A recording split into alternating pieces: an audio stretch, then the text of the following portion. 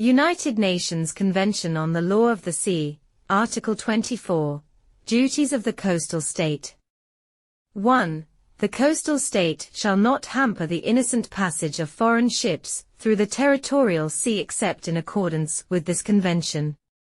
In particular, in the application of this convention, or of any laws or regulations adopted in conformity with this convention, the coastal state shall not a. Impose requirements on foreign ships, which have the practical effect of denying or impairing the right of innocent passage, or b. Discriminate in form or in fact against the ships of any state, or against ships carrying cargoes to, from or on behalf of any state. 2. The coastal state shall give appropriate publicity to any danger to navigation, of which it has knowledge, within its territorial sea.